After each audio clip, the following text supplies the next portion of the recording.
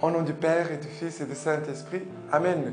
Grande joie d'être là avec vous pour ce temps de Lectio Divina. Et nous sommes tout proches du jour de la consécration. Nous sommes aujourd'hui le 9 février et le 11 février, le jour de Notre-Dame de Lourdes, sera aussi le jour de notre consécration à la Vierge Marie.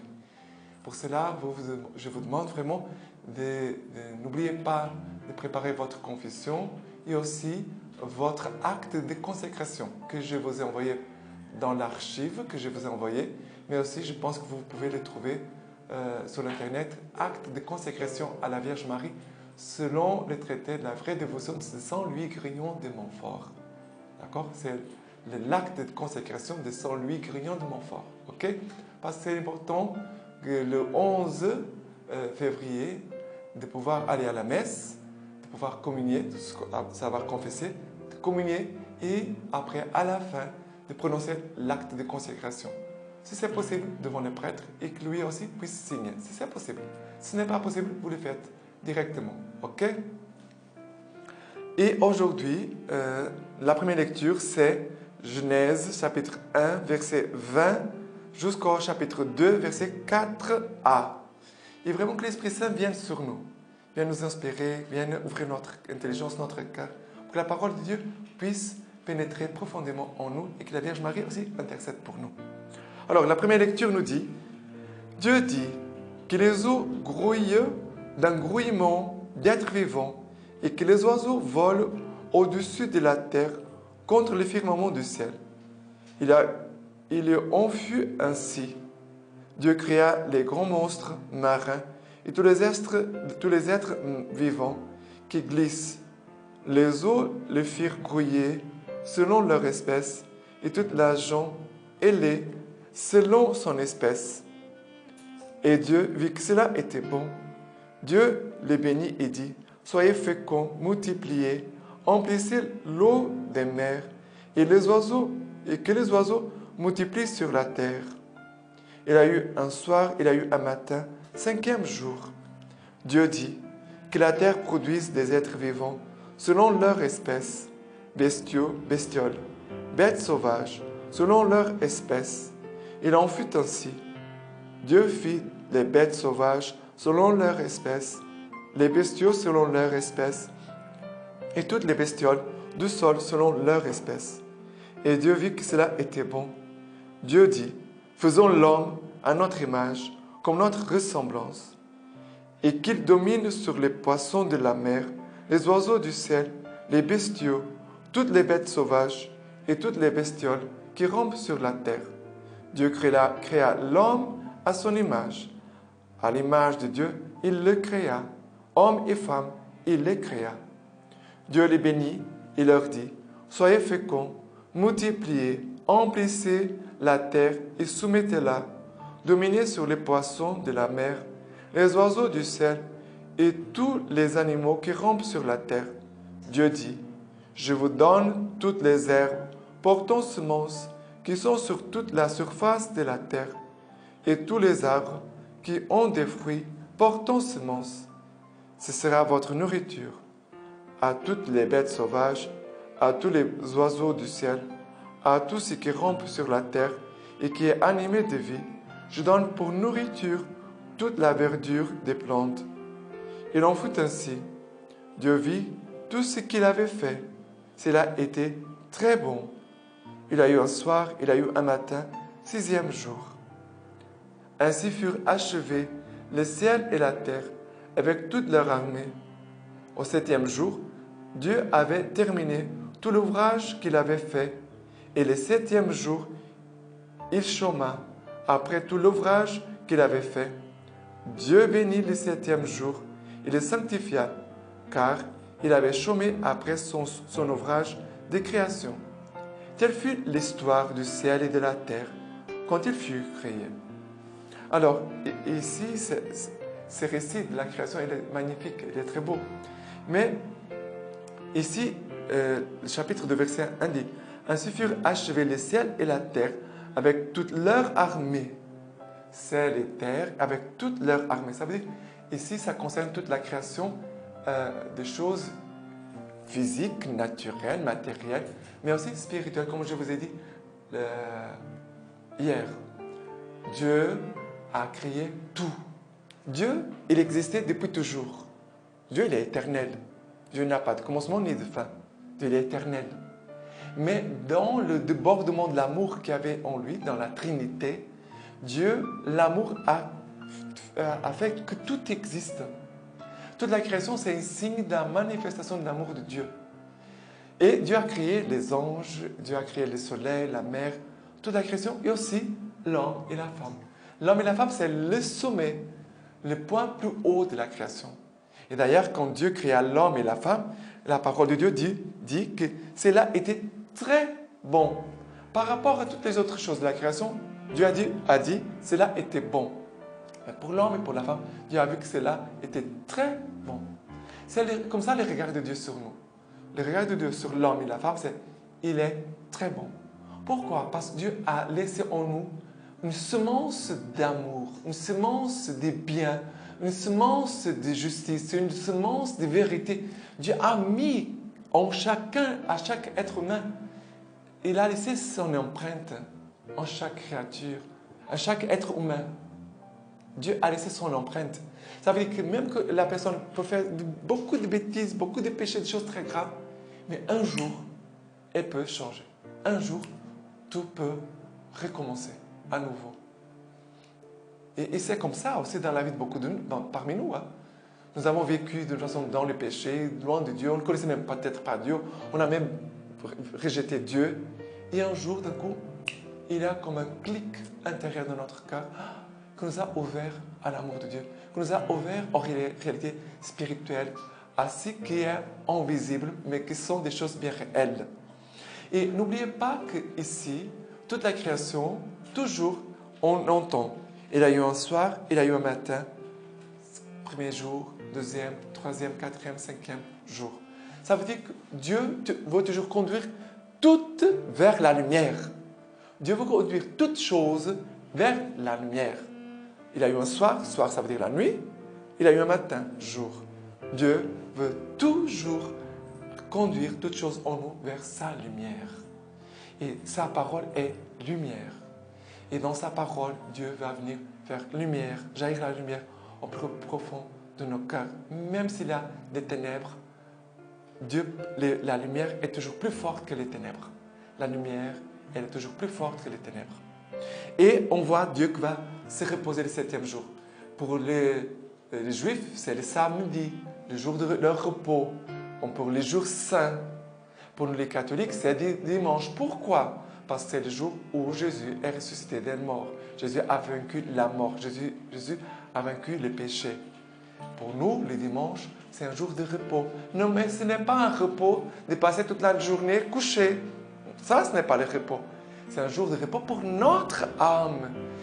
Le dimanche, c'est un jour pour dédier le temps à notre âme, notre vie spirituelle et aussi à la charité. De faire le bien aux autres. Ça veut dire que je ne reste pas fermé dans mon égoïsme, dans mon monde. C'est le jour aussi que je peux aller vers les autres et aussi d'amener Jésus-Christ. On reçoit Jésus-Christ en l'Eucharistie et on l'amène avec nous pour toutes les personnes que nous allons rencontrer. Ok? C'est le dimanche, le jour de notre repos, le jour de la paix. Regardez, dimanche, c'est le jour de notre repos, c'est le jour de notre paix. Pourquoi? Parce que Jésus est vécu. Il a vécu la mort, il est vivant, il est là avec nous. Première lecture. Le psaume d'aujourd'hui, c'est le psaume 8, versets 4 à 9. À voir ton ciel, ouvrage de tes doigts, la lune et les étoiles que tu fixas. Qu'est donc le mortel que tu t'en souviennes, les fils d'Adam que tu veuilles les visiter? À peine les fis-tu moindre qu'un Dieu, tu le couronnes de gloire et de beauté, pour qu'il domine sur l'œuvre de tes mains. Tout fut mis par toi sous ses pieds. Brebis et bœufs, tous ensemble, et même les bêtes des champs, l'oiseau du ciel et les poissons de la mer, quand il va par des sentiers des mers.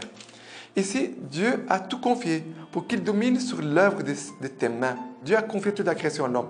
Et les psaumes disent cela. Mais regardez, le mot dominer vient du mot latin dominus. Ça veut dire Seigneur.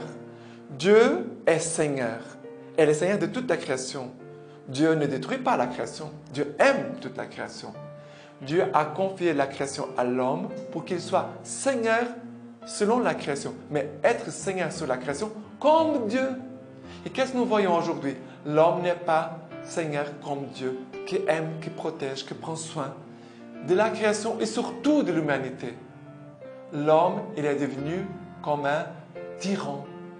Du Seigneur comme Dieu, Dieu l'a appelé être Seigneur. L'homme à cause de son péché et de son éloignement de Dieu, l'homme est devenu tyran. Ça veut dire qu'il va faire du mal, qu'il va prendre du profit pour lui. Et n'importe s'il va tout épuiser, s'il va tout détruire. Mais dès le moment qu'il va trouver son bien. Si les autres ont des problèmes après, pas de souci pour lui. Ça veut dire que l'homme est devenu égoïste, centré sur lui. Tant que l'homme de Dieu, il est centré sur Dieu. Et à partir de Dieu, il s'ouvre aux autres. Et par rapport à l'évangile d'aujourd'hui, c'est Marc chapitre 7, versets 1 à 13. Les pharisiens et quelques scribes venus de Jérusalem se rassemblent auprès de lui. Et voyant quelques-uns de ses disciples prendre leur repas avec des mains impures, c'est-à-dire non lavées, les pharisiens, en effet, et tous les juifs, ne mangent pas sans s'être lavé les bras jusqu'au coude, conformément à la tradition des anciens. Et ils ne mangeaient pas au retour de la place publique avant de s'être aspergés d'eau. Il y a beaucoup d'autres pratiques qu'ils observent par tradition. Lavage des coupes, des cruches et des plats d'airain. Donc, les pharisiens et les scribes l'interrogent. Pourquoi tes disciples ne se comportent-ils pas suivant la tradition des anciens, mais prennent-ils leur repas avec des mains impures? Il leur dit, Isaïe a bien prophétisé de vous, hypocrites, ainsi qu'il est écrit. Ce peuple m'honore des lèvres, mais leur cœur est loin de moi. Vain est le culte qu'ils me rendent. Les doctrines qu'ils enseignent ne sont que préceptes humains. Vous mettez de côté le commandement de Dieu pour vous attacher à la tradition des hommes. Et il leur disait, vous annulez bel et bien le commandement de Dieu pour observer votre tradition.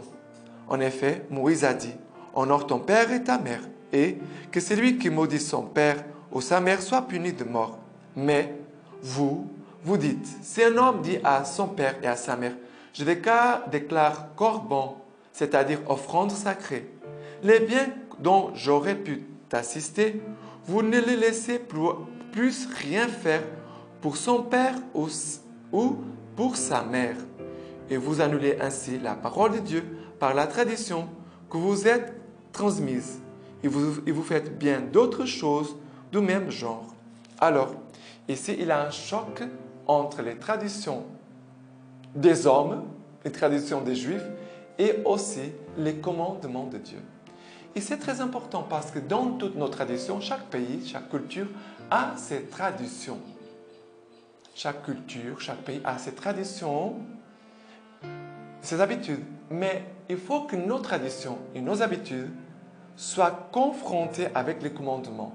Et dans ces confrontements, ça veut dire mettre l'un face à l'autre. Et là, on voit, c'est la tradition et les commandements se trouvent, voilà, ils sont d'accord, on peut les pratiquer, ces traditions, parce qu'elles ne sont pas contraires au commandement. Mais si une tradition va contre le commandement de Dieu, là, on doit la laisser de côté. Parce qu'elle est en train de blesser le commandement de Dieu. Ça veut dire qu'elle est en train d'aller contre la volonté de Dieu. Elle est en train d'aller contre l'amour de Dieu et les projets de Dieu. C'est très important ce que je vous dis, parce que c'est cela que Jésus est en train de dire. Et Jésus va les reprocher en disant, vous êtes un peuple qui m'honore des lèvres, mais votre cœur est loin de moi. Vain est le culte qu'ils me rendent. Les doctrines qu'ils enseignent ne sont que préceptes humains. Jésus est en train de les gronder. C'est pour cela que, regardez, il faut toujours prendre l'évangile et le faire entrer dans notre culture, dans notre tradition. C'est cela. Toutes nos cultures, toutes nos traditions doivent être évangélisées et doivent être transformées à partir de l'évangile. Et l'évangile, regardez, il va toujours élever tous les aspects de notre vie. Il ne va pas détruire les personnes, mais il va élever les choses que nous avons reçues, peut-être, des anciens, mais à partir de Jésus-Christ et de sa parole, de l'évangile, Jésus va l'élever dans une plus grande dignité. Voilà. Et Jésus ici va dire, mais c'est un homme va dire, ce que je pourrais offrir à mon père et à ma mère, c'est corban, ça veut dire c'est une offrande sacrée, ça veut dire que c'est pour Dieu. Et comme ça, ils n'ont pas l'obligation d'aider son père et sa mère. C'est cela qu'est en train de dire ici l'Évangile. Voilà, j'ai une chose pour que vous compreniez. J'offre à Dieu, comme c'est offert à Dieu, je ne suis plus obligé de donner à ma famille, à mes parents. Je suis en train de dire, mais ça, ce n'est pas juste. Ce n'est pas juste. Parce que tu dois aussi avoir soin de ta famille. On doit avoir cette attitude d'une dévotion à Dieu, d'une offrande à Dieu, mais aussi je ne peux pas délaisser les miens. C'est très important. Mais écoutez une chose, parce que on ne doit pas ni être ni tout un côté, ni rien de l'autre côté. Parce que parfois les gens sont des extrêmes.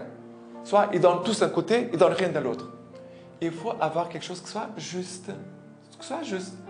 Regardez, l'offrande que nous faisons aux autres, ici je dépasse même les membres de notre famille, c'est que nous offrons aux autres. Et ce que nous offrons à Dieu, cela doit passer par une chose qui s'appelle le discernement. Et le discernement, par l'Esprit Saint, par la parole, par un père spirituel, une mère spirituelle, va nous aider aussi à trouver ce qui est juste. Parce que parfois les gens sont injustes. Alors on doit trouver ce qui est juste. Ok? Pour donner selon ce que Dieu veut que nous donnions. D'accord? Et par rapport à la lecture patristique d'aujourd'hui, en ce 9 février, la lecture patristique nous dit comme ça. Les sacrifices d'Abraham, c'est un texte d'origine. Homélie sur la Genèse. Abraham prit le bois pour le sacrifice et le chargea sur son fils Isaac. Il prit le feu et le couteau, et tous deux s'en allèrent ensemble.